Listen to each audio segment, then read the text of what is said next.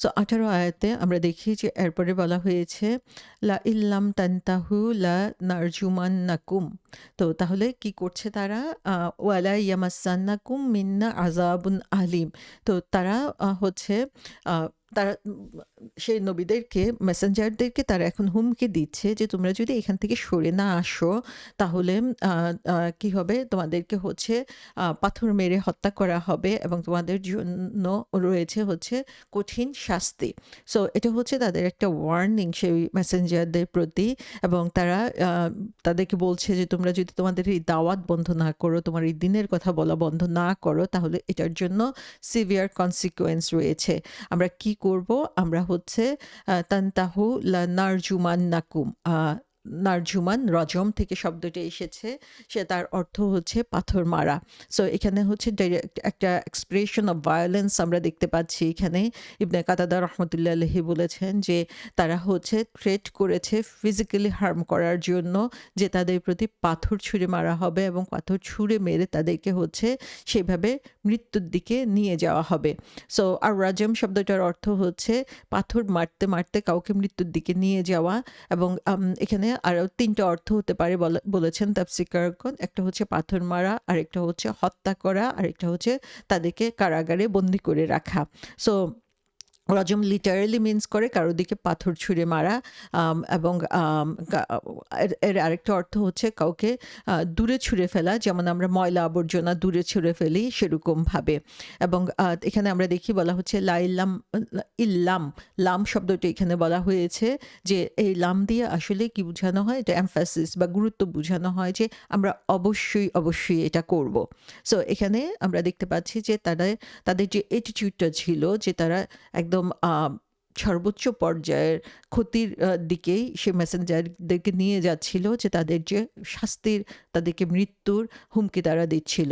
এবং তারপরে বলা হচ্ছে যে ওয়ালা ইয়ামাসান্নাকুম মিন্না আযাবুন আলিম, যে তোমাদেরকে হচ্ছে আযাবুন আলিম হচ্ছে খুব কঠিন পানিশমেন্ট, সিভিয়ার পানিশমেন্ট বোঝানোর জন্য এটা বলা হয়ে থাকে। তারা শুধুমাত্র যে তাদেরকে ফিজিক্যালি হার্ম করবে সেটা তারা বলছে না, বরং তারা বলছে যে এর চেয়েও বেশি সাফারিং তোমাদের জন্য রয়েছে। সো এই সাফারিংটা হচ্ছে যে তাদের এই কথার মাধ্যমে আমরা দেখছি যে তাদের যে ইন্টেন্সিটি, যে বিরুদ্ধতার, হোস্টিলিটির যে ইন্টেন্সিটি, সেটা আমরা এখানে দেখতে পাচ্ছি। এবং এখানে এই আয়াতের মাধ্যমে আমরা সাক্ষী হচ্ছে এখানে যে সেই মেসেঞ্জাররা যে ধরনের অপোজিশনের মুখোমুখি হয়েছিলেন যখন তারা সত্যের কথা তাদের সামনে তুলে ধরেছিলেন, এবং তাদের এই রিয়াকশনের কারণ হচ্ছে তাদের মধ্যে কুসংস্কার ছিল, তাদের মধ্যে বিরোধিতা ছিল, তাদেরকে সত্য অস্বীকার করার মনোবৃত্তি তাদের মধ্যে ছিল, এবং এই পরিবর্তনের ডাক তাদের মধ্যে এসেছিল। যে মেসেঞ্জাররা বলেছিল তোমরা যুগ যুগ ধরে যেটা করে আসছো সেটা ঠিক না, বরং এটাই হচ্ছে ঠিক যে এক আল্লাহর ইবাদত করো। এই যে তাদেরকে পরিবর্তনের জন্য ডেকেছে, সেই পরিবর্তনটা তারা নিতে পারে নাই, এবং সেই পরিবর্তনের পথে ডাকাটাকেই তারা মিসফরচুন বা দুর্ভাগ্য মনে করছিল। এবং এই আয়াতের মাধ্যমে আমরা দেখি যে সে মেসেঞ্জাররা যে ধরনের বিরোধিতার সম্মুখীন হয়েছিল, শুধু মুখে না, ফিজিক্যালি, এবং শেষ পর্যন্ত মৃত্যুর মুখোমুখি হতে হয়েছিল শুধুমাত্র মানুষকে হেদায়েতের পথে ডাকার জন্য, শুধুমাত্র তাদের জীবনে পরিবর্তন আনার জন্য, এক আল্লাহর ইবাদত করতে বলার জন্য।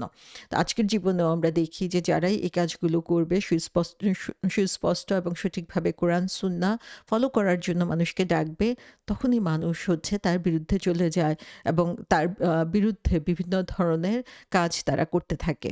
আমরা এখানে দেখি যে ইসলাম আসলে একটা উদ্দেশ্য নিয়ে এসেছে আমাদের জীবনে। ইসলামের কাজই হচ্ছে আমাদের মধ্যে পরিবর্তন আনা। সো ইসলামের বিভিন্ন কাজ রয়েছে যেগুলো হচ্ছে আমাদেরকে উপকার দান করবে, কিন্তু আমরা এই জন্য ইসলাম ফলো করি না যে এটা করলে এ ধরনের উপকার হবে, সেজন্য হচ্ছে আমরা এই কাজটা করব, বরং আমরা ইসলাম ফলো করব এজন্য, সেটা হচ্ছে আল্লাহ সুবহানাহু ওয়া তাআলার নির্দেশ এবং আল্লাহ সন্তুষ্টির জন্য। এবং এখানে আমরা দেখি যে তাদের যে অ্যাটিটিউড অ্যাটিটিউডটা ছিল যে তারা পরিবর্তন চায় না। তারা যেমন আছে তেমনই থাকবে। তারা যে কাজগুলো করার কথা বলছে সেগুলো যত ভালোই হোক সেগুলো তারা করবে না। এই যে অ্যাটিটিউডটা, সেই অ্যাটিটিউড থেকে বের হয়ে আসাটা আসলে খুবই কঠিন একটা কাজ, যেটা আমরা তাদের জীবন থেকে দেখতে পাচ্ছি। আমরা দেখব যে যখনই আমরা ইসলামের নিয়ম নীতি ফলো করব, তখন সেখানে সেগুলো করার সময় অবশ্যই আমরা কিছু দুনিয়াবি বেনিফিটও পাবো এইখানে। যেমন আমরা দেখি যে রুকু, নামাজের যে বিভিন্ন ইগুলো রয়েছে, পজিশনগুলো রয়েছে, স্টেপগুলো রয়েছে। রুকু করার এক ধরনের বেনিফিট আছে, সাজদা করার এক ধরনের বেনিফিট আছে। আমরা যখন রোজা রাখি সেটার জন্য আমাদের অনেক ফিজিক্যাল বেনিফিট আমরা পাচ্ছি। কিন্তু ইসলাম ফলো করার কারণ হচ্ছে এই ফিজিক্যাল বেনিফিট না। ইসলাম ফলো করার কারণ হচ্ছে পুরোপুরি হচ্ছে স্পিরিচুয়াল। সো যখন তাদেরকে এই স্পিরিচুয়াল দিকে ডাকা হয়েছে, তখনই তারা হচ্ছে অ্যাগ্রেসিভ হয়ে গিয়েছে। সো মেসেঞ্জাররা কেন আসছেন? মেসেঞ্জাররা এসেছেন যুগে যুগে আমাদেরকে আমাদের জীবনের যে উদ্দেশ্য সেটাকে খুঁজে পেতে সাহায্য করতে। এটা এমন না যে তারা আমাদেরকে সমাজে কী ধরনের বেনিফিট আনবে সেটা দেখানোর জন্য তারা এসেছেন। সো যখন তারা কোনো ধরনের আর্গুমেন্টে, যুক্তিতর্কেই হচ্ছে পারে না, তখন তারাই হচ্ছে অ্যাগ্রেসিভ হয়ে যায়। তারা হচ্ছে সেই ভায়োলেন্স রুটটা ফলো করে থাকে। এবং এখানে আমরা দেখতে পাচ্ছি যে কাতাদা রহমতুল্লাহ আলাইহি বলেছেন যে তারা কি করেছে, তারা হচ্ছে throwing stones at you, so তারা এই পাথর ছুঁড়ে মেরে তাদেরকে হত্যা করার পরিকল্পনা করলো এবং তাদেরকে সেই হুমকিও তারা দিল। তা এখানে আমরা দেখি এই লোকেরা একদিকে যেমন ইগনোরেন্ট, আর একদিকে হচ্ছে অ্যারোগ্যান্ট। এই দুইটা জিনিসই হচ্ছে তাদেরকে ধ্বংসের মুখোমুখি করে দিয়েছে।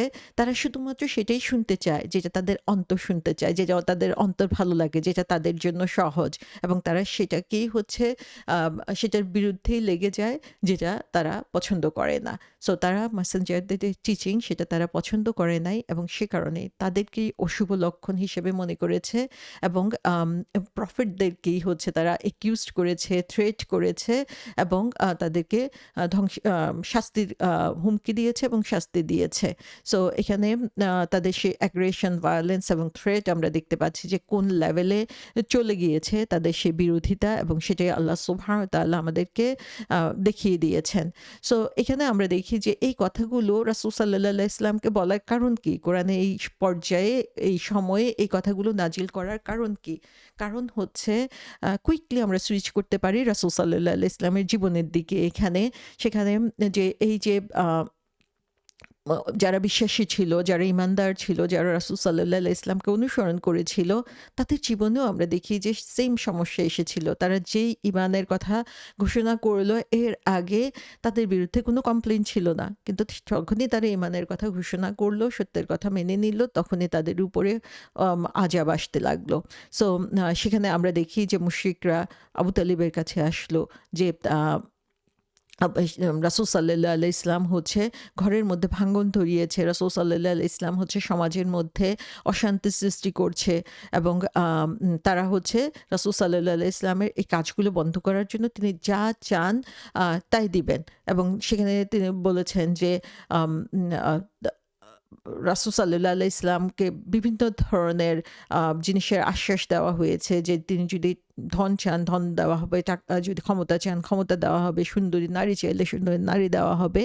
এবং এভাবেই তারা আবু তালিবের কাছে এসেছে যে তারা তিনি যাতে হচ্ছে রাসূল সাল্লাল্লাহু আলাইহি ওয়াসাল্লামকে এই পথ থেকে দূরে সরিয়ে নিয়ে আসেন। রাসূল সাল্লাল্লাহু আলাইহি ওয়াসাল্লাম যে রেসপন্স করেছিলেন যে আমার এক হাতে যদি সূর্য দেওয়া হয় এবং আরেক হাতে যদি চাঁদ দেওয়া হয়, যেটা হচ্ছে একটা ইম্পসিবল জিনিস, তারপরেও আমি আল্লাহর পথে দাওয়াত দেওয়া থেকে নিজেকে বিরত রাখবো না। সো আবু তালিব যদিও প্রতি মুহূর্তেই হচ্ছে রাসূল সাল্লাল্লাহু আলাইহি ওয়াসাল্লামকে সাপোর্ট দিয়ে গিয়েছিলেন, কারণ তিনি জানতেন যে তিনি যা বলছেন সেটা সঠিক, এবং তিনি জানতেন যে রাসূল সাল্লাল্লাহু আলাইহি ওয়াসাল্লাম কখনো মিথ্যার কথা বলবে না।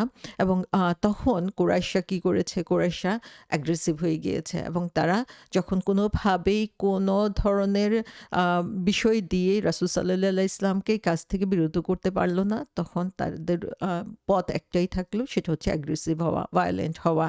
তারা হচ্ছে সুমাইয়া রাদিয়াল্লাহু আনহাকে মারলেন, ইয়াসির রাদিয়াল্লাহু আনহুকে মারলেন।